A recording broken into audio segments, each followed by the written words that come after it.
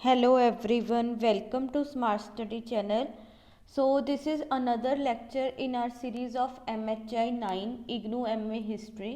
ठीक है, हम IGNOU MA हिस्ट्री का जो सेकेंड ईयर का कोर्स है वो कंप्लीट कर रहे हैं. इसमें हमारा MHI 9 का सीरीज चल रहा है, Indian national movement. Okay, so इसमें हमारा ये नेक्स्ट लेक्चर है in which we will talk about Marxist approach on Indian nationalism.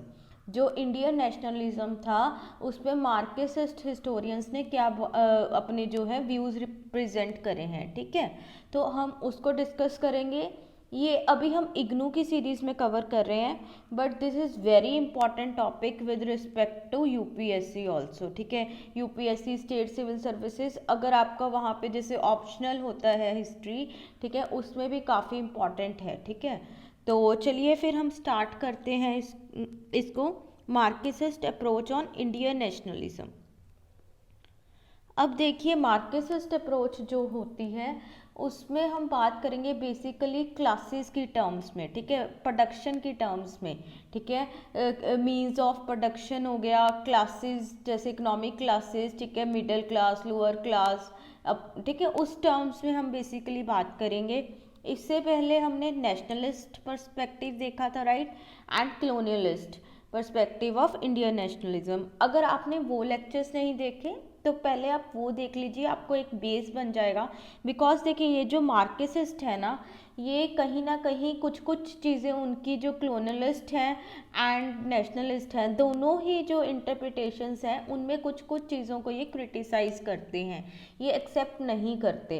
ठीक है, तो आपको अगर वो अच्छे से क्लियर होंगे कि वो क्या बोलते हैं, कॉलोनियलिस्ट हिस्टोरियंस क्या बोलते हैं, ठीक है, नेशनलिस्ट क्या बोलते हैं, तो आपको मार्क्सिस्ट भी जो है इजीली आपको अच्छे से समझ में आ जाएगा, राइट. तो पहले आप वो लेक्चर्स देख लीजिए, मैं उसका लिंक डिस्क्रिप्शन बॉक्स में शेयर कर दूंगी, एंड देन आप इसको कंटिन्यू करें. तो चलिए स्टार्ट करते हैं. Marxist approach on Indian nationalism. अभी जैसे हमने बात की कि जो मार्क्सिस्ट हिस्टोरियंस है, फॉर एग्जांपल एम.एन. रॉय हो गए, ठीक है, उसके बाद आर.पी. दत्त हो गए, तो ये सारे जो हिस्टोरियंस हैं, ये ओवरऑल अगर आप देखेंगे जनरली ये कहीं ना कहीं कॉलोनियल को भी थोड़ा मतलब कुछ टर्म्स में क्रिटिसाइज करते हैं, एंड नेशनलिस्ट हिस्टोरियंस को भी. ओके, तो क्या है, अब जैसे कॉलोनियलिस्ट हिस्टोरियंस थे, उन्होंने क्या करा, उन्होंने इंडियन नेशनल मूवमेंट की जब बात आती है तो उसको वो रिकॉग्नाइज ही नहीं करते. बेसिकली वो तो बोलते कि कैसा नेशन, मतलब कुछ ऐसा नेशन वाली बात तो इंडिया में नहीं थी. ठीक है, जो हम बोल रहे हैं कि हमारा नेशन बना, हमारा नेशनल मूवमेंट आई थी, वो नहीं मानते इस चीज़ को. बिकॉज दे सेड दैट कि इंडिया में तो इतनी ज़्यादा डाइवर्सिटी थी, आपस में इतने ज़्यादा उनकी जो है अलग अलग चीज़ें थी, वो आपस में ही नहीं उनकी जो है मतलब एक दूसरे के वो अगेंस्ट होते थे. इंडिया में इतने सारे डाइवर्स ग्रुप्स थे. ठीक है, तो बहुत ज़्यादा वैसी बातें करते हैं. और जो मार्क्सिस्ट होते हैं वो इस चीज़ पे कॉलोनियलिस्ट हिस्टोरियंस को क्रिटिसाइज करते हैं, बोलते हैं कि आप बहुत ज़्यादा एक डिस्क्रिमिनेटरी व्यू देते हो. ठीक है, इंडिया का, इंडिया के लोगों का, किसी को आप कुछ बोल रहे हो, ठीक है, कुछ किसी क्लास को कुछ कह रहे हो, किसी को कुछ कह रहे हो, आपका एक बहुत डिस्क्रिमिनेटरी व्यू है. कुछ ऐसा नहीं है कि मतलब बहुत ही बायस्ड हो रहे हो आप, राइट. आप अपने फेवर की बातें करने के लिए जो इंडियंस का एक्चुअल जो है उनकी इंडिया था, इंडिया के एक्चुअल पीपल की चीज़ें थी, वो आप नहीं सामने लेके आ रहे, right. You are giving a discriminatory view. तो इस बात पे जो है मार्क्सिस्ट कॉलोनियलिस्ट को क्रिटिसाइज करते हैं. उसके बाद नेशनलिस्ट की जिधर बात आती है कि हमने अभी देखा कि मार्क्सिस्ट नेशनलिस्ट हिस्टोरियंस जो राष्ट्रवादी इतिहासकार हैं उनको भी जो है कहीं ना कहीं क्रिटिसाइज करते हैं. ठीक है, उनको क्यों ऐसा क्रिटिसाइज करते हैं, देखिए हमने लास्ट क्लास में जब नेशनलिस्ट हिस्टोरियंस का पढ़ा था, राइट, उसमें हमने देखा था कि कुछ हिस्टोरियंस ऐसे थे जो बोलते थे कि इंडिया जो है that is nation since ancient times. उसका जो रूट्स है इंडिया का नेशन बनने का, ठीक है, वो हमारे पास्ट में ही है, राइट. हमने बहुत अच्छे से कवर किया था इस टॉपिक को. हमने नॉन मॉडर्निस्ट हिस्टोरियंस की भी बात करी थी जो बिलीव करते हैं पास्ट में.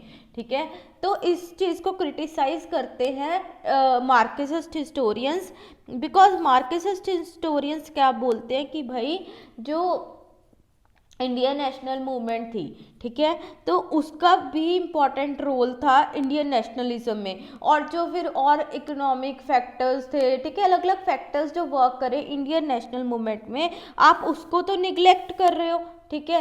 क्लासेस का डिफ्रेंसिएशन था, बहुत चीज़ें थी जिन्होंने इन्फ्लुएंस किया है हमारी नेशनल मूवमेंट को।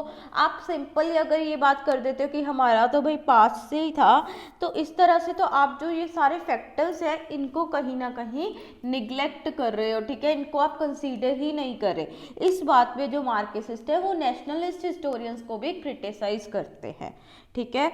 तो ये क्लियर हुआ। अभी नेक्स्ट आगे देखिए क्या होता है। अब जैसे हमने बात की थी कि जो मार्क्सिस्ट हिस्टोरियंस हैं बेसिकली जो एनालाइज करते हैं ये इंडियन नेशनल मूवमेंट को, ये किस बेस पे करेंगे, मोड्स ऑफ प्रोडक्शन, ठीक है, कैपिटलिस्ट था, सोशलिज्म था, क्या था, कैसे था, उसी चीज़ में ये ज़्यादा बातें करते हैं, क्लास की बातें करते हैं। अभी देखेंगे हम डिटेल में किस हिस्टोरियन ने क्या बात की है, ठीक है। उन्होंने और एक और बात कहते हैं मार्क्सिस्ट की, भाई देखो जो ब्रिटिश वाले थे, ठीक है, उनकी इम्पेरियलिस्ट पॉलिसीज थी। अब उनके कंट्री के इंटरेस्ट में, उनके ट्रेड वगैरह के अच्छे के लिए, ठीक है, तो उनकी कहीं ना कहीं वो इम्पेरियलिस्ट पॉलिसीज और जो हमारी इंडिया की सोसाइटी थी इसमें तो कॉन्ट्राडिक्शन थी, वो तो हमें पता ही है, हमारी सारी नेशनल मूवमेंट ही उसके अगेंस्ट रही है ना।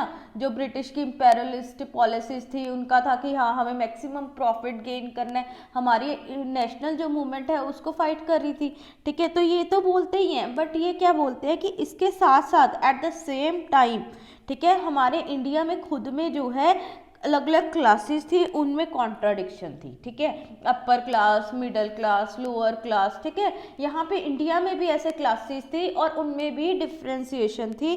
तो ये बात करते हैं मार्क्सिस्ट, तो हमेशा ये ज़्यादा क्लासेस की टर्म्स में बात करेंगे, ठीक है। तो उसके बाद फिर जैसे होता है एम.एन. रॉय आते हैं, ठीक है। तो एम.एन. रॉय क्या बोलते हैं, उनकी एक बुक है इंडिया इन ट्रांजिशन। देखिए अगर आप जैसे आंसर लिखते हैं, ठीक है, आपको आपके एग्जाम में ये क्वेश्चन आ गया तो ऐसे हिस्टोरियंस को आपने मेंशन करना है, उनके फेमस वर्क्स है, अगर आप वो भी याद कर सकते हो, है ना, वो मेंशन करोगे तो और सही है, ठीक है। तो इस तरह से, इसलिए ये थोड़ा सा आप माइंड में रखा करो कि हाँ ये हिस्टोरियन इस टाइप का था, ठीक है, मार्क्सिस्ट था, उसका ये इंपॉर्टेंट वर्क था, तो वो नाम जो लिखे जाते हैं तो उससे हमें मार्क्स मिलने में हेल्प होती है, अच्छे मार्क्स, ठीक है। तो एम.एन. रॉय यहाँ पे क्या बोलते हैं अपनी बुक इंडिया इन ट्रांजिशन में कि देखिए उस टाइम कैपिटलिज्म का ज़माना था, पूंजीवाद, ठीक है, अभी सारे जो है लोग इंडिविजुअल चीज अपनी फैक्ट्रीज वगैरह सेटअप कर रहे थे, कैपिटलिस्ट क्लास बन रही थी, प्रॉफिट मेकिंग की बातें होती थी, राइट। तो इंडिया जो है, इंडिया भी जो ये ग्लोबल कैपिटलिज्म चल रहा था, यूरोप में आप देखेंगे अलग अलग जो ये कैपिटलिस्ट वाली चीज़ें हो रही थी, इंडिया भी अब जो है इस स्फीयर में आने लगा था, ठीक है। ग्लोबल कैपिटलिज्म वाला जो फेज था इंडिया भी इसमें इंक्लूड होने लगा था और उसका भी एक उसने जो है क्रूशियल डेवलपमेंट की है जो इंटरनेशनल कैपिटलिज्म था, ठीक है। तो ये बात एम.एन. रॉय करते हैं और बोलते हैं कि अभी जैसे आप देखेंगे जो बाद में इंडियन नेशनल मूवमेंट के टाइम पे और 19th सेंचुरी में जैसे आप देख रहे हैं इस टाइम पे आके यहाँ पे फ्यूडल लॉर्ड्स नहीं डोमिनेंट होते थे, वो बोलते, क्योंकि हमारे जैसे पहले हम मिडीवल हिस्ट्री आप पढ़ेंगे इंडिया की, वहाँ पे फ्यूडलिज्म की बात होती है, राइट, ठीक है। अभी हम उस डिटेल में नहीं जाएंगे क्योंकि फिर वो मिडीवल हिस्ट्री का पार्ट आ जाता है, बट थोड़ा बैकग्राउंड देख लेते हैं कि वहाँ पे फ्यूडलिज्म था, ठीक है, एग्रीकल्चर ज़्यादा था, उसके बाद फ्यूडल क्लासेस बन रही थी, ज़मींदार वगैरह, ठीक है, मतलब वो क्या करते थे कि हाँ फ्यूडल लॉर्ड्स हो गए, राइट, ठीक है। फिर वो आगे लेबर क्लास को रखते थे कि हाँ हमारे फार्म्स पे वर्क करो, ठीक है, उनको जो है मतलब ठीक है उनसे काम करवाते थे, तो उनको एक्सप्लॉइट भी करते थे, उस तरह का फ्यूडलिज्म था इंडिया में, ठीक है। पहले फ्यूडल लॉर्ड्स की डोमिनेंस होती थी मिडीवल इंडिया में जैसे हम बोलते हैं, ठीक है। तो उसको जो है वो अभी बोलते हैं कि बट इस टाइम पे जो है फ्यूडल लॉर्ड्स नहीं, यहाँ पे जो डोमिनेंट क्लास अभी आ रही है इंडिया में वो कौन सी आ रही है, बर्जुआजी क्लास, ठीक है। ये बर्जुआजी जो है एक फ्रेंच वर्ड है बर्जुआजी, ठीक है, इसका मीनिंग बेसिकली क्या होता है बर्जुआजी का कि जो अपर मिडिल क्लास जैसे आप बोल लीजिए, जिनके पास मतलब वेल्थ भी है, ठीक है, मिडिल क्लास का जैसे अपर पार्ट होता है उसको हम बर्जुआजी टर्म देते हैं। एक फ्रेंच टर्म है ये, ठीक है। तो ये क्या बोलते हैं एम एन रॉय कि इस टाइम पे जो है डोमिनेंट क्लास इंडिया में जो बनी थी वो अभी फ्यूडल लॉर्ड्स नहीं थे, अब बर्जुआजी आने लगे था, ठीक है, एक अपर मिडिल क्लास बनने लगी थी, क्योंकि यहाँ पे क्या हो रहा है, इंडिया कैपिटलिज्म की टर्म्स में आ रहा है, ठीक है, इंडस्ट्रीज वगैरह थोड़ा ऐसी चीज़ें सेटअप हो रही है, तो यहाँ पे अब वो डोमिनेट करने लगे थे, ठीक है। तो इसलिए ये बोलते हैं कि इंडिया का जो फ्यूडलिज्म वाला फेज था, एग्रीकल्चर वगैरह वो वाला चीज़ें थी, अभी वो कम हो गई थी यहाँ पे, और जो बर्जुआजी थी, ठीक है, वो भी अब थोड़ा कंजर्वेटिव होने लगी थी, क्योंकि क्या हो रहा है, बर्जुआजी यहाँ पे एक नई क्लास इमर्ज हो रही है, ठीक है। तो अगर वो कंजर्वेटिव नहीं बनेगी, उसको क्या होगा कि मेरे जो हमारा एग्जिस्टिंग ऑर्डर है वो खराब नहीं हो जाए, ठीक है। तो अपने जो एग्जिस्टिंग ऑर्डर को बचाने के लिए अब ये बर्जुआजी क्लास थी दैट वाज बिकमिंग कंजर्वेटिव, ठीक है। अब जैसे आप देखेंगे फॉर एग्जांपल, हम छोटी सी एग्जांपल यहाँ पे देखते हैं, जब भी वो आ रहा था, ठीक है, जो बाल गंगाधर तिलक थे, राइट, ठीक है, उन्होंने जो है जो ये बाल गंगाधर तिलक हो गए, या फिर आप देखेंगे जब हम इंडियन नेशनलिज्म की बात करते हैं तो जो ब्रिटिशर्स कुछ रिफॉर्म्स लेके आ रहे थे हमारी सोसाइटी में, राइट, ठीक है, उसको जो है जैसे सोशल रिफॉर्म्स था, सती का हो गया या विडो रीमैरिज का हो गया, ठीक है, या फिर गर्ल्स की जो एज को उन्होंने मतलब बढ़ाया था, राइट, ठीक है, मैरिज के लिए कि हाँ चाइल्ड मैरिजेस नहीं, तो बाल गंगाधर तिलक भी कहीं ना कहीं उसके अगेंस्ट थे, ठीक है। और भी जो हमारे कॉज बना है इंडियन नेशनलिज्म का ये था कि जो मिडिल क्लास थी, ठीक है, बेसिकली जो अपर मिडिल क्लास थी, वो लोग नहीं चाहते थे कि ब्रिटिशर्स हमारे में जो है दखल अंदाजी करे, हमारे ट्रेडिशंस, हमारा कल्चर इसमें इंटरफेरेंस करे, राइट, ठीक है। तो इसी तरह से यहाँ पे भी आप देखेंगे एम एन रॉय बोलते हैं कि इस टाइम पे वो जो बर्जुआजी क्लास थी वो कंजर्वेटिव हो गई थी, वो जो है नहीं चाहती थी कि ब्रिटिशर्स के कोई ऐसे रिफॉर्म्स वगैरह के कारण जो एग्जिस्टिंग ऑर्डर है, ठीक है, वो खराब हो, वो अपना एग्जिस्टिंग ऑर्डर प्रिजर्व करना चाहते थे। और ऐसी सिचुएशन में अब क्या हुआ, वर्किंग क्लास इंपॉर्टेंट हो गई, सिर्फ जो वर्कर्स थे वो रेवोल्यूशनरी हो गए थे, ठीक है, वो कंजर्वेटिव नहीं थे, इस टाइम पे वर्किंग क्लास आ गया और वो रेवोल्यूशनरी बनी, ठीक है। तो ये कौन बोलते हैं, एम एन रॉय, ठीक है। उसके बाद एम एन रॉय और क्या बोलते हैं कि वो कहते हैं कि इंडिया में जो है जैसे इम्पेरियलिज्म, ठीक है, ब्रिटिश इम्पेरियलिस्ट पॉलिसीज वगैरह कर रहे थे, इम्पेरियलिज्म प्रैक्टिस कर रहे थे, बट उसके चलते चलते उसकी शेडो में ही इंडिया में कैपिटलिज्म जो है ग्रो हो गया था, native capitalism in the late 19th century. और इसलिए ये कहते हैं कि जो इंडियन नेशनल मूवमेंट है हमारी, वो किसको रिप्रेजेंट करती है, the political ideology of youthful bourgeoisie, ठीक है, जो हमारी एक ये कैपिटलिज्म वगैरह के चलते इंडिया में कैपिटलिज्म आ रहा था, ठीक है, इसके चलते जो हमारे यंग लोग थे, ठीक है, वो बर्जुआजी ऐसे middle class, upper middle class जो है जिनके पास रिसोर्सेज थे, ठीक है, ऐसी एक क्लास इमर्ज हो रही थी, यूथफुल क्लास थी, ठीक है। तो इनकी जो पॉलिटिकल आइडियोलॉजी है वो बेसिकली रिप्रेजेंट होती है in the form of national movement, ठीक है, बहुत इंपॉर्टेंट पॉइंट है। तो इन्होंने वही देखिए सारी ये इकोनॉमिक टर्म्स में बातें कर रहे हैं, ठीक है, बोल रहे कि हाँ कैपिटलिज्म आने से यहाँ पे धन दौलत होने लगी थी, एक बर्जुआजी क्लास इमर्ज हो रही थी, ठीक है, अभी फ्यूडलिज्म वाली बात खत्म हो गई थी इंडिया में, और फिर जो है इन्हीं बर्जुआजी क्लास की पॉलिटिकल जो आइडियोलॉजी थी वो रिप्रेजेंट होती है in the form of national movement, ठीक है। तो ये कौन बोलते हैं, एम एन रॉय, ठीक है। उसके बाद नेक्स्ट हम देखते हैं आरपी दत्त। आरपी दत्त है वो भी एक काफ़ी इन्फ्लुएंशियल मार्क्सिस्ट इंटरप्रिटेशन देते हैं इंडियन नेशनलिज्म की अपनी बुक में, जिसका नेम होता है इंडियन टुडे, ठीक है। तो इंडियन टुडे में क्या है, इंडियन टुडे में वो बेसिकली पहले तो ये बोलते हैं कि भाई जो हमारी नेशनल मूवमेंट हुई थी, इंडियन नेशनल मूवमेंट इमर्ज हुई है, इसमें कांग्रेस जो है वो मेन ऑर्गेनाइजेशन रहती है, ठीक है। तो वो ये बात करते हैं और कहते हैं कि जो अर्लियर एक्टिविटीज़ थी ना, ठीक है, कांग्रेस की आप लगा लीजिए, है ना, तो वो कहते कि वो कहीं ना कहीं ब्रिटिशर्स से इन्फ्लुएंस थी। अब आप देखेंगे अगर कांग्रेस भी बनी थी, ठीक है, तो किसने बनाई थी? एओ ह्यूम ने, ठीक है, उनके अपने इंटरेस्ट थे ब्रिटिशर्स के। तो एओ ह्यूम कौन थे? ब्रिटिशर थे, उनके अपने इंटरेस्ट थे कि भाई हम दोबारा से रिवॉल्ट ऑफ 1857 जैसी सिचुएशन नहीं चाहते। अगर इनके कोई इनको कंसर्न्स हो रहे हैं, कुछ प्रॉब्लम्स हो रही हैं, तो वो कांग्रेस के थ्रू हमारे पास आती रहे, हम देख लेंगे कुछ। एकदम से वो जैसे इतना हमारा गंदा रिवॉल्ट हुआ था हमारे अगेंस्ट, उसको अवॉइड करने के लिए बेसिकली उन्होंने कांग्रेस बनाई थी। तो ये बोलते हैं कि जो पहले स्टार्टिंग में जो थी अर्लियर एक्टिविटीज़ थी इंडियन नेशनल कांग्रेस की, ठीक है, वो कहीं ना कहीं ब्रिटिश गवर्नमेंट पॉलिसीज से इन्फ्लुएंस्ड होती थी, but with pressure of Indian nationalist feelings. धीरे धीरे क्या हुआ, अभी नेशनलिज्म आने लगा, लोगों में अवेयरनेस आने लगी, राइट, ठीक है। उसके बाद जो है मासिस तक हमारी नेशनलिस्ट फीलिंग्स पहुंची, स्पेशली ड्यूरिंग स्वदेशी मूवमेंट। तो वो कहते हैं कि धीरे धीरे फिर ऐसा हुआ कि कांग्रेस जो थी उन्होंने अपना एक वो उनका जो ब्रिटिश की तरफ लॉयल बहुत ज़्यादा एटीट्यूड था, क्योंकि पहले आप देखेंगे कांग्रेस का जो अर्ली विंग था, मॉडरेट्स था, वो ज़्यादा ब्रिटिशर्स के खिलाफ नहीं जाते थे, ठीक है, वो बस हाँ ठीक है जो इंडियंस के कंसर्न्स थे उनके पास लेके जाते थे, ठीक है, पटिशंस वगैरह के थ्रू, बट ज़्यादा कुछ वो ऐसा नहीं करे थे, उनको ये नहीं था कि हमें ब्रिटिशर्स को ओवरथ्रो करना है, राइट।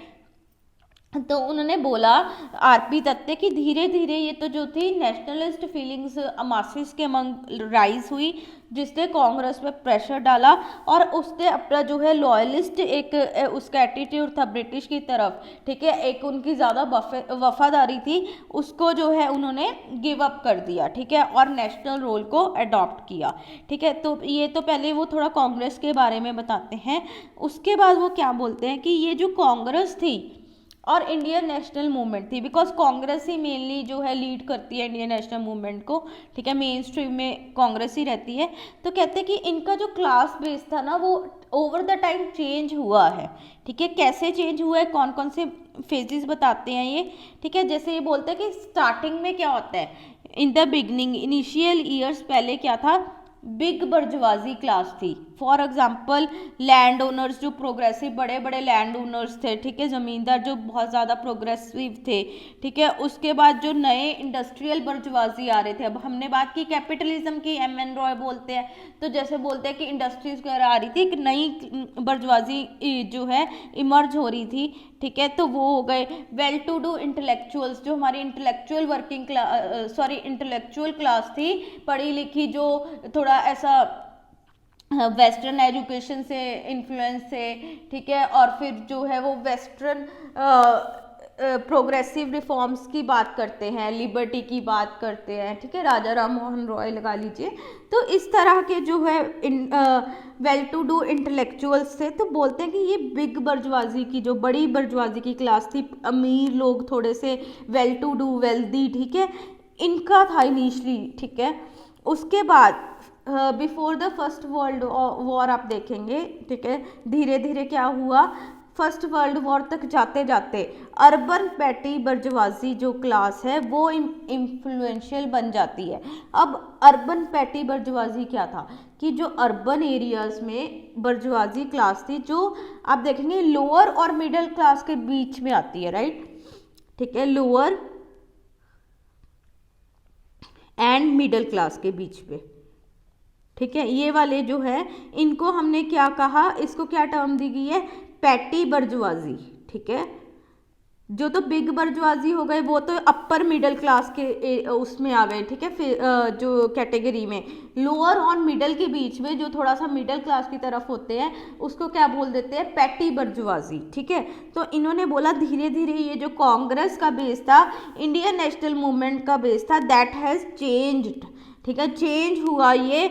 और आफ्टर द वॉर क्या हुआ, पहले बिफोर फर्स्ट वर्ल्ड वॉर तो अर्बन पैटी बर्जवाजी क्लास अब इम्पॉर्टेंट होने लगी, बट उसके बाद आफ्टर द वॉर आप देखेंगे, ठीक है, 1918 1919, ठीक है, जब गांधी का फेस भी जो है गांधीयन फेस स्टार्ट हो गया था, उस टाइम पे अभी इंडियन मासेस भी इम्पॉर्टेंट बनने लगे, ठीक है। तो ये देख रहे हैं आप, ये कैटेगरी करी है इन्होंने फेसिस में, फर्स्ट इनिशियली बिग बर्जवाजी, फिर अर्बन पैटी बर्जुआजी एंड धीरे धीरे मासिस तक हमारी पहुंची इंडियन नेशनल मूवमेंट। बट बोलते हैं कि लीडरशिप हमेशा जो थी, मेन लीडरशिप आप देखेंगे वो ज़्यादा हमेशा प्रॉपर्टाइज्ड क्लास में, जिनके पास प्रॉपर्टी वगैरह थी उनके पास ही, उनके हैंड्स में ही रही। ठीक है, तो ये कौन बात करते हैं? RP Dutt, very important. ठीक है, उन्होंने पूरा ऐसा कैटेगराइज करा इस चीज़ को।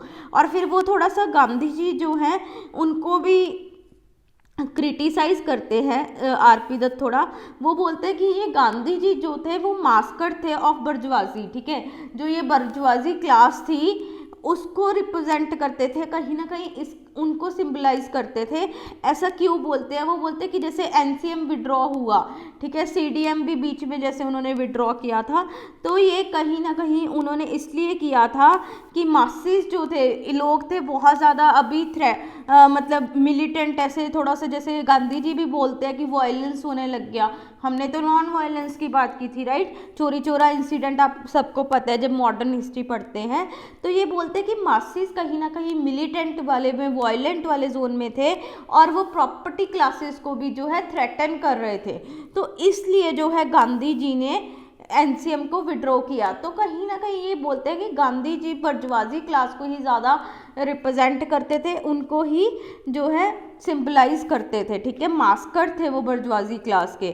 और फिर ये बोलते हैं कि कांग्रेस के ऊपर भी पॉइंट आउट करते हैं कि कांग्रेस, देखिए यार, एक हाथ पे तो ये बोलते हैं कि कांग्रेस जो है वो इंपेरियलिज्म के अगेंस्ट, ठीक है, उसने लोगों की मूवमेंट स्टार्ट करी, राइट? इंडियन नेशनल मूवमेंट जो स्टार्ट करी against the colonial power. But फिर दूसरी बात पे वो कहते हैं कि अगर ये कुछ ऐसा मिलिटेंट मूवमेंट वगैरह कुछ स्टार्ट हो जाता है, कुछ वायलेंट एक्टिविटीज़ हो जाते हैं, फिर वो अपनी मूवमेंट्स को बीच में छोड़ के, ठीक है, विड्रॉ करके वो कहीं ना कहीं जो है इंपेरियलिज्म के साथ कॉपरेशन भी करने लग जाते हैं। ठीक है, तो इस तरह से तो डुअल कैरेक्टर दिखा ना कांग्रेस का। तो आरपी दत्त इसको पॉइंट आउट करते हैं कि भाई ये क्या था, एक साइड पे तो आप जो है लोगों को उठा के मास मूवमेंट कर रहे हैं, ठीक है, इंपेरियलिज्म के अगेंस्ट, फिर अगर थोड़ा बहुत ऐसा मिलिटेंट चीज़ें हो जाती है, वायलेंस हो जाती है, फिर तुम जो है उसके साथ उसको मूवमेंट को बीच में ही छोड़ के कहीं ना कहीं ब्रिटिश इंपेरियलिज्म के साथ कॉपरेट ही कर रहे हो ना। आप बीच में जब छोड़ के उनके आगे वो मतलब हार ही मान रहे हो, राइट? तो इस तरह से आरपी दत्त बहुत ज़्यादा क्रिटिसाइज करते हैं, ठीक है, गांधी जी को, उनके मेथड्स को। फिर उसके बाद जैसे अब आरपी दत्त ने जो है कैटेगराइजेशन करा, हमने देखा, ठीक है, इसको और फर्दर AR देसाई और एलेबोरेट करते हैं अपनी book social background of Indian nationalism. ठीक है, उसमें वो प्रॉपर कैटेगराइज कर देते हैं, 5 फेजेस में डिवाइड करेंगे वो इंडियन नेशनलिज्म को। हम देखते हैं जैसे उन्होंने कैसे डिवाइड किया, बेसिस ऑन द क्लास ही होगा, राइट? बेसिस तो क्लास होगा, हम देख रहे हैं मार्क्सिस्ट इंटरप्रिटेशन है। तो इसमें वो क्या बोलते हैं, फेज 1 की जब बात करते हैं तो बोलते हैं कि इसमें जो है इंटेलिजेंसिया क्लास, ठीक है, पढ़े लिखे इंटेलेक्चुअल्स जो थे वो मेनली उन्होंने स्टार्ट किया, ठीक है, नेशनल मूवमेंट को जो थोड़ा डोमिनेट करा फेज 1 में, जिनको मॉडर्न इंग्लिश एजुकेशन वगैरह पता थी, वेस्टर्न एजुकेशन से इन्फ्लुएंस रखते थे। फॉर एग्जाम्पल जैसे वो देते हैं राजा राम मोहन रॉय की इनके साथ जैसे स्टार्ट होता है ये फेज 1। उसके बाद फेज 2 जब कांग्रेस बनी, ठीक है, INC बनी 1885 में, और कब तक की बात करते हैं, 1905 तक। फॉर एग्जांपल जब तक मॉडरेट्स का फेज था स्वदेशी मूवमेंट में, ठीक है, बाद में तो वहाँ पे भी एक्सट्रीमिस्ट आ जाते हैं, तो उसको ये सेकंड फेज बोलते हैं। और इसमें ये जो न्यू बर्जुआजी इमर्ज हुआ था, जैसे हमने ऊपर भी देखा, कैपिटलिस्ट क्लास जो हमारी बन रही थी, ठीक है, इंडस्ट्रियल बर्जुआजी, नया एक बर्जुआजी आ रहा था, तो बोलते हैं कि ये वो डोमिनेट करते हैं, उनके इंटरेस्ट पे बेस्ड होती है, राइट? उसके बाद फेज 3 की बात करते हैं। अब जो एक्सट्रीमिस्ट विंग था, ठीक है, जैसे स्वदेशी मूवमेंट आया बाद में, उसके बाद जैसे कंटिन्यू हुआ टिल 1980, ठीक है, इस टाइम पे अब ये कहते हैं कि जो सोशल बेस था नेशनल मूवमेंट का बड़ा होने लग गया था। ये आप सबको पता है, ठीक है, आप रिलेट कीजिए, आप जब मॉडर्न हिस्ट्री पढ़ते हैं हम यही तो पढ़ते हैं, ठीक है, कि हाँ स्वदेशी मूवमेंट होता है, उसमें एक्सट्रीमिस्ट आता है, मासिस तक लेके जाते हैं वो मूवमेंट, धीरे धीरे मासिस थोड़ा बेस जो है ब्रॉडर होने लगा, ठीक है, 1918 चलते चलते और ब्रॉड हो गया टिल 1918, ठीक है। अब गांधी भी जो है नेशनल मूवमेंट स्टार्ट हो गई थी, ठीक है। तो यहाँ पे हमारा जो सोशल बेस था वो ब्रॉड होने लगा, और इसमें अब लोअर मिडिल क्लास, जिसको हमने क्या बोला है, पैटी बर्जुआजी जैसे ऊपर टर्म दी है, तो अभी ये भी इंक्लूड होने लगे थे। ठीक है, तो आप कैटेगराइज कर पा रहे हैं, अच्छे से आपको विजिबल हो रहा होगा। ठीक है, तो ये हमारा फेज 3 हो गया। उसके बाद फेज 4 में क्या बोलते हैं AR देसाई कि जो अभी ये 1919 में रोलेट सत्याग्रह हो गया, वहां से लेके ये CDM का एंड तक बात करते हैं 1934 तक। ठीक है, इस पीरियड को इन्होंने फेज 4 बोला है। इसमें इन्होंने क्या बोला कि यहाँ पे अच्छा खासा सोशल बेस बन गया था। अब आप देखेंगे ना, इसके बीच में मास मूवमेंट्स हो गई, NCM हो गई, नेशनल कॉपरेशन मूवमेंट, CDM हो गई, सिविल डिसोबीडियंस। ठीक है, तो क्या हो गया, हमारा ब्रॉड एक अच्छा बेस बन गया था यहाँ पे। ठीक है, नेशनल मूवमेंट का। एंड देन लीडरशिप आप अभी भी देखेंगे वो किसके हैंड्स में थी, कहीं ना कहीं कैपिटलिस्ट क्लास के हैंड्स में थी, और वो गांधी जी के डिसीजंस को इन्फ्लुएंस करती थी। तो ये कौन बता रहे हैं, AR देसाई बता रहे हैं। ठीक है, अब जैसे आप CDM में भी देखेंगे, उसको जब बीच में छोड़ते हैं तो गांधी इरविन पैक्ट के टाइम पे फर्स्ट फेज विड्रॉ करते हैं, तो उसमें कहीं ना कहीं यही बातें आ रही होती है कि भाई जो है जो इंडस्ट्रियल क्लासेस थी, ठीक है, उनके इंटरेस्ट अभी हैम्पर होने लग गए थे, है ना, तो इसलिए गांधी जी ने जो है CDM को छोड़ दिया। ठीक है, इस तरह से क्रिटिसाइज बहुत किया जाता है कई बार। ठीक है, आप देखेंगे जब भी CDM पढ़ेंगे हम भी कवर करेंगे वो। ठीक है, तो इस तरह से ये बोलते हैं कि जो इन्फ्लुएंस रहता है वो कैपिटलिस्ट क्लास का ही रहता है गांधी जी के डिसीजंस पे। ठीक है, बट हाँ हमारा सोशल बेस जो है वो इंक्रीज हो गया था, और इस टाइम पे जो लेफ्ट ग्रुप्स थे, ठीक है, लेफ्ट आइडियोलॉजी के साथ, वो भी अब इमर्ज होने लगे थे। ठीक है, उसके बाद फेज 5 की बात करते हैं 1934 से 1939 वाले पीरियड में। ठीक है, इसको ये फेज 5 की बात करते हैं अब ये। ठीक है, इसमें ये क्या बोलते हैं, अब कहीं ना कहीं विद इन कांग्रेस भी आप देखेंगे कुछ leaders, for example Subhash Chandra Bose. ठीक है, अब ये जो नए लीडर्स आ गए थे। ठीक है, उसके बाद आप देखेंगे जवाहरलाल नेहरू, ये सारे जो थे गांधीयन पॉलिटिक्स से इतना खुश नहीं थे। स्पेशली आप सुभाष चंद्र बोस का भी देखेंगे। ठीक है, ये सोशलिस्ट टर्म्स की तरफ ज़्यादा थे। ठीक है, अलग से विद इन कांग्रेस भी जो है अलग अलग पार्टीज बनती है, कांग्रेस सोशलिस्ट पार्टी भी बनती है। ठीक है, तो ऐसे अलग अलग सोशलिस्ट जो है आइडियोलॉजी अब यहाँ पे आने लगी थी। ठीक है, और विद इन कांग्रेस भी अब कई लीडर्स गांधी जी से जो है इतना ज़्यादा उनके साथ नहीं, पहले तो जैसे गांधी जी को ही फॉलो कर रहे थे, बट यहाँ पे अब लीडर्स का अपना कुछ कुछ चीज़ें आने लगी थी। ठीक है, और ये जो कांग्रेस सोशलिस्ट की हम बात कर रहे हैं, ये किनको रिप्रेजेंट करते थे, ये करते थे पैटी बर्जुआजी को। ठीक है, तो अभी वो अपर जो बड़े बड़े बिग बर्जुआजी उनको नहीं, ये कहीं ना कहीं पैटी बर्जुआजी को रिप्रेजेंट करने लगे। और इवन आप देखेंगे आउटसाइड कांग्रेस भी अभी, ठीक है, कांग्रेस मेन स्ट्रीम में तो रहा, वो तो हुआ एंड तक। ठीक है, बट उसके बिना भी, ठीक है, अपने आप स्पॉन्टेनियस जो है पीजेंट्स की मूवमेंट्स, वर्कर्स की मूवमेंट, ठीक है, डिप्रेस्ड क्लासेस की मूवमेंट्स, तो ये सब कुछ भी जो है अभी होने लगा था, पहले कहाँ होता था, राइट। ठीक है, तो बट 5th फेज में AR देसाई करते हैं कि आउटसाइड कांग्रेस ये चीज़ें भी अब चलने लगी थी। तो बहुत अच्छे से इन्होंने, आप देखेंगे इंडियन नेशनल मूवमेंट को ऐसे 5 फेजेस में डिवाइड किया है। ठीक है, तो ये हमने अच्छे से देखा। उसके बाद अगर ऑन द होल हम देखें कि मार्क्सिस्ट हिस्टोरियंस जो थे वो जनरली जो है यही बोल रहे थे कि भाई अलग अलग क्लासेस ने जो है इंडियन नेशनल मूवमेंट में पार्टिसिपेट किया। पीजेंट्री ने, पीजेंट्स जो थे किसान लोग, वर्किंग क्लास थी, ठीक है, इन सब ने पार्टिसिपेट किया। ठीक है, इसका जो है बेस ब्रॉड हुआ, बट बेसिक कैरेक्टर, एक जो बेसिक कैरेक्टर होता है जो डोमिनेंट रहे, कौन रहे, बर्जुआजी रहे। ठीक है, तो ये कौन बोलते हैं, मार्क्सिस्ट हिस्टोरियंस बोलते हैं। अब एक और हिस्टोरियन आते हैं NM गोल्डबर्ग इसी में। ठीक है, वो अब क्या करते हैं, वो क्लासेस के बेस पे ही एक और डिवीज़न करते हैं, मॉडरेट एंड एक्सट्रीमिस्ट विंग, जो अर्ली नेशनल मूवमेंट हुआ था। अब वो क्या करते हैं कि जैसे हमें पता है मॉडरेट्स का ज़माना था, राइट, जब अर्ली हमारी नेशनल मूवमेंट चल रही होती है, तो वो बोलते हैं कि जो मॉडरेट विंग था ना, वो वीक कैपिटलिस्ट क्लास थी। ठीक है, वीक कैपिटलिस्ट क्लास, क्योंकि हमने देखा कि वो बिग बर्जुआइज वगैरह कहीं ना कहीं वहाँ पे थे, है ना, तो वो कहते हैं वीक थी, बट वो नहीं था कि बहुत ज़्यादा ऐसे कैपिटलिज्म, क्योंकि इतना अच्छा भी नहीं था ना, तब हमारे मतलब स्टार्ट हुआ कैपिटलिज्म आना। तो वीक थी, अभी वीक कैपिटलिस्ट क्लास थी जो टाइट थी टू फॉरेन कैपिटल, ठीक है, फॉरेन कैपिटल पे डिपेंड करती थी, ठीक है। तो ये बोलते हैं कि अर्ली जो हमारा मॉडरेट विंग था उसमें weak capitalist class that is tied to foreign capital, British जैसे ब्रिटिश कैपिटल वगैरह से, ठीक है, तो उनसे ये जो है डोमिनेट करते थे और ये मेन सोशल बेस था। और बाद में जो एक्सट्रीमिस्ट विंग होता है ये आता है पैटी बर्जुआजी का, ठीक है। जैसे ये क्लियरली आप देखिए, जब आप नॉर्मली पढ़िए, ठीक है, इन टर्म्स को ज़्यादा आप वो मत सोचिए कि कितनी कॉम्प्लेक्स टर्म्स, ऐसा कुछ नहीं है।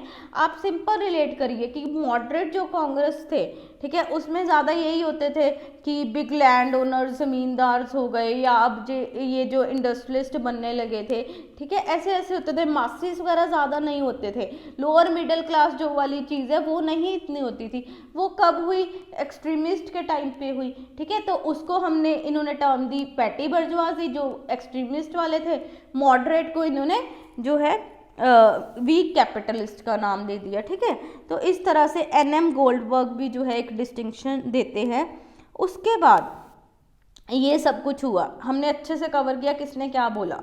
अभी क्या है, बिपिन चंद्र जो है वो अपनी बुक में बोलते हैं, उनकी बुक थी the rise and growth of economic nationalism in India, ठीक है। अब इसमें ये थोड़ा सा इन चीज़ों को ना मतलब क्रिटिसाइज कह लीजिए, थोड़ा क्रिटिकल होते हैं इन चीज़ों के, ठीक है। ये क्या बोलते हैं कि यहाँ पे देखिए, ऐसा नहीं था कि जो ये हमारे नेशनलिस्ट आइडियाज़ आए हैं, ठीक है, ये डायरेक्टली मोड्स ऑफ प्रोडक्शन से ही आ गए हैं। क्योंकि अभी जैसे जितना हमने मार्क्सिस्ट का पढ़ा है, राइट, उसमें हमने क्या देखा है, वो सिर्फ प्रोडक्शन की डायरेक्ट बात कर रहे हैं कि हाँ इंडस्ट्रीज थी, कैपिटलिज्म था, है ना, डायरेक्ट मीन्स ऑफ प्रोडक्शन थे। अभी फ्यूडलिज्म खत्म हो रहा था, ठीक है। तो ये बोलते हैं कि जो नेशनलिस्ट आइडियाज़ थे ये सिर्फ इन चीज़ों से, ठीक है, डायरेक्टली सिर्फ पर्टिकुलर मोड्स ऑफ जो प्रोडक्शन है इनसे नहीं थे, मतलब इन्हीं से नहीं क्रिएट हुए, ठीक है। हाँ, इन्फ्लुएंस ज़रूर पड़ा है, शेप किया है, इनका इफेक्ट पड़ा है, बट हम ये नहीं कह सकते कि इन्हीं ने जो ये मोड्स ऑफ प्रोडक्शन थे, कैपिटलिज्म ही था भाई, इसने हमारा नेशनलिज्म जो है क्रिएट कर दिया, हमारे नेशनलिस्ट आइडियाज़ को डेवलप कर दिया। तो बिपिन चंद्र कहते हैं ऐसा नहीं था।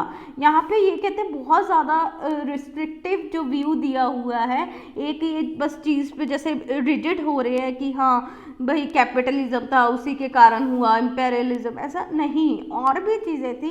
इन चीज़ों ने फ़र्क डाला, ठीक है, इन्फ्लुएंस किया नेशनलिस्ट आइडियाज़ को, बट और भी चीज़ें थी, ठीक है। हम ये नहीं कह सकते डायरेक्टली इन्होंने ही क्रिएट किए हमारे आइडियाज़, ठीक है। ये क्या कहते हैं कि जो आइडियाज़ थे ये हमारे इंटेलेक्चुअल्स के, ठीक है, हमारे इंटेलेक्चुअल्स बेसिकली ये नहीं था कि वो सिर्फ उस पर ही डिपेंड करते थे कि जिस क्लास में वो बॉर्न हुए हैं, कैपिटलिस्ट में, जो उनसे भी सोशल क्लास में बॉर्न हुए हैं, तो ऐसा नहीं था कि उसके ही इंटरेस्ट को फुलफिल करना था उनको, तभी वो नेशनलिस्ट आइडियाज़ लेके आ रहे थे, ऐसा तो नहीं था, राइट, ठीक है, कि हाँ भाई अगर कोई लोअर क्लास से आ रहा है तभी वो लोअर क्लास के इंटरेस्ट लेके आया है, ऐसा तो नहीं था।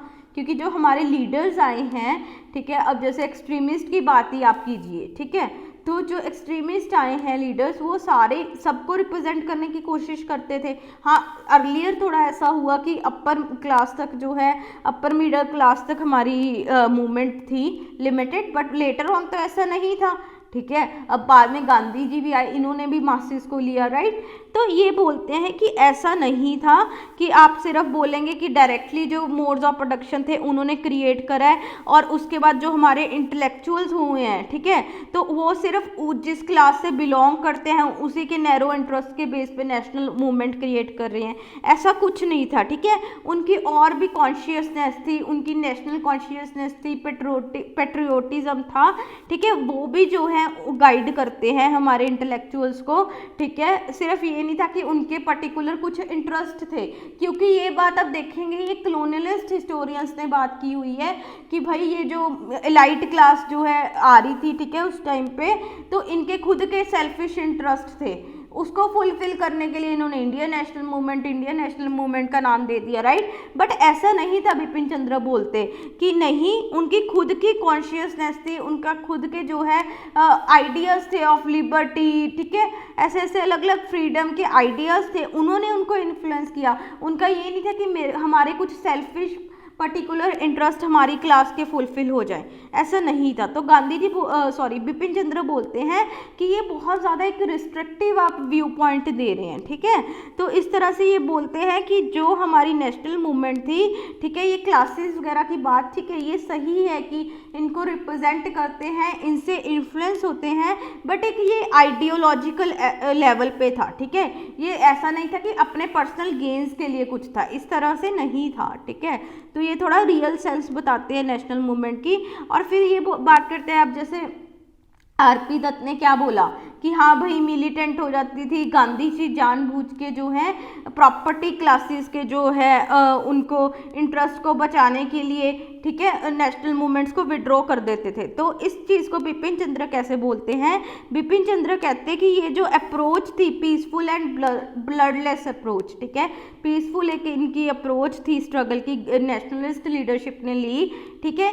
ये बेसिकली बस एक गारंटी दे रहे थे प्रॉपर्टी क्लास को कि भाई तुम्हें कुछ ऐसा फेस नहीं करना पड़ेगा जिससे तुम्हारे इंटरेस्ट वगैरह जो है वो डेंजर, मतलब किसी डेंजर में पड़े, उनको कुछ नुकसान हो, ठीक है। बट ऐसा नहीं था कि वो सिर्फ जो है बर्जुआजी क्लास की या प्रॉपर्टी क्लास के ही इंटरेस्ट के लिए काम कर रहे थे, ऐसा नहीं था। ये कहते कि जो हमारी नेशनल मूवमेंट थी, हमारे नेशनलिस्ट लीडर्स थे, ठीक है, ये सारी क्लासेस, इंडिया में जितनी क्लासेस थी, जितनी सोसाइटी की सेगमेंट्स थी, सबको रिप्रेजेंट कर रहे थे, सबके लिए वर्क कर रहे थे, ठीक है। और ये बोलते हैं, इसीलिए बोलते हैं कि कांग्रेस जो थी वो एक डेमोक्रेटिक बर्जुआजी मूवमेंट को रिप्रेजेंट करती है, ठीक है।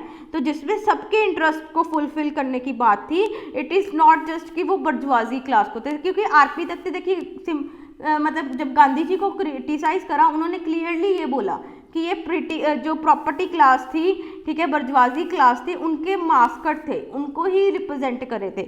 बट बिपिन चंद्र इसको थोड़ा क्रिटिसाइज करते हैं कि ऐसा नहीं था, हमारी जो नेशनल मूवमेंट थी, ठीक है, ये एक डेमोक्रेटिक बर्जुआजी मूवमेंट थी, जिधर जो है सब लोगों के इंटरेस्ट जो हैं वो देखे जाते थे। एंड ठीक है, ये ज़रूर था कि कंट्रोल जो ऊपर लीडरशिप मतलब कंट्रोल था एक कहीं ना कहीं वो इंडस्ट्रियल बर्जुआजी का था, बट यहाँ पे सबके इंटरेस्ट को रिप्रेजेंट किया गया, हमारी नेशनल मूवमेंट को सबको इंक्लूड किया गया, ठीक है। तो इस तरह से बिपिन चंद्र ये बहुत अच्छी एक बात बोलते हैं। उसके बाद सुमित सरकार आते हैं, ठीक है, सुमित सरकार भी सिमिलर बात करते हैं, वो स्वदेशी मूवमेंट इन बंगाल के रेफरेंस में बोलते हैं, ठीक है। वो कहते हैं कि जैसे अभी हमने देखा था कि एक्सट्रीमिस्ट और मॉडरेट में उन्होंने डिफ्रेंसिएशन ज़्यादा करा है, ठीक है। तो वो कहते हैं ऐसा इतना ऐसा कोई डिफ्रेंसिएशन नहीं था, एक क्लियर क्लास ऐसा डिफ्रेंशिएशन नहीं था कि मॉडरेट जो थे, ठीक है, वो जो बिग बर्जुआजी थे या फिर एक्सट्रीमिस्ट जो थे वो पेटी बर्जुआजी को रिप्रेजेंट करते थे, इतना हम ऐसा क्लियर कट कोई डिस्टिंक्शन नहीं कर सकते, specially at the leadership level, क्योंकि लीडरशिप लेवल पे देखेंगे आप हमेशा से ऐसा रहा कि जो एक्सट्रीमिस्ट लीडर्स भी अगर हम देखेंगे वो मासिस को भी इन्वॉल्व करते थे, वो बाकी की क्लासेस को भी करते थे, राइट। ऐसा नहीं था उनको कि सिर्फ लोअर क्लासेस को ही करना है, बाकियों को हमने छोड़ देना है, ठीक है, इस तरह से नहीं था। वो कहते हैं इसलिए हम ऐसा क्लियर कट डिस्टिंक्शन जो है सुमित सरकार कहते नहीं कर सकते, ठीक है। तो इस तरह से हमने अच्छे से कवर करा आज का टॉपिक, होप सो आपको सबको समझ में आ गया होगा, ठीक है, कि कैसे Marxist historians Indian national movement के बारे में अपने व्यूज़ रखते हैं। अलग अलग हिस्टोरियंस की हमने देखी बात, एम.एन. रॉय, फिर आर.पी. दत्त ने थोड़ा कैटेगराइज किया उसको फर्दर, ए.आर. देसाई थे उन्होंने फर्दर 5 फेजेस में डिवाइड किया, राइट। फिर बिपिन चंद्र कुछ थोड़ा क्रिटिसिज्म की बात करते हैं और सुमित सरकार भी थोड़ा बताते हैं इसके बारे में। तो ऐसे अलग अलग हिस्टोरियंस को हमने कवर कर लिया बहुत अच्छे से, ठीक है। अगर आपको आता है ये एग्ज़ाम में, आप इसको ऐसे पूरा प्रॉपर अपना वहाँ पे लिख सकते हैं अभी, ठीक है। बाकी अगर आपको अभी भी कोई डाउट है इसके रिगार्डिंग, आप कमेंट सेक्शन में मेंशन कर सकते हैं। आप हमारे टेलीग्राम ग्रुप या फिर व्हाट्सएप ग्रुप पे ज्वाइन कर सकते हैं, वहाँ पे अपने डाउट्स को रख सकते हैं, ठीक है। एंड एक चैनल को आप सब्सक्राइब कर लें, ठीक है, अगर आपने नहीं करा, क्योंकि अभी और भी वीडियोस आएंगी तो आपके लिए काफ़ी हेल्पफुल रहेगा, क्योंकि मेरा ये वही रहता है कि आपको जो मतलब स्टूडेंट्स को मैक्सिमम हेल्प हो सके, ठीक है। तो मेरा वही, जैसे जो इम्पोर्टेंट हम टॉपिक्स उठाते हैं कि हाँ आपको एग्ज़ाम में डायरेक्टली वहाँ पे इन टॉपिक्स से हेल्प हो रही हो, मेरा एक वो मोटिव रहता है, ठीक है। तो आप चैनल को सब्सक्राइब कर सकते हैं, और भी अलग अलग सीरीज़ यहाँ पे चल रही है, और ये सिर्फ इग्नू MA हिस्ट्री के लिए नहीं, ये आपकी जो है और भी कॉम्पिटिटिव एग्जाम्स में यूज़फुल रहेंगी वीडियोज़, ठीक है। तो चलिए फिर हम मिलेंगे नेक्स्ट लेक्चर में। Till then thank you, bye bye, have a nice day, bye bye, thank you.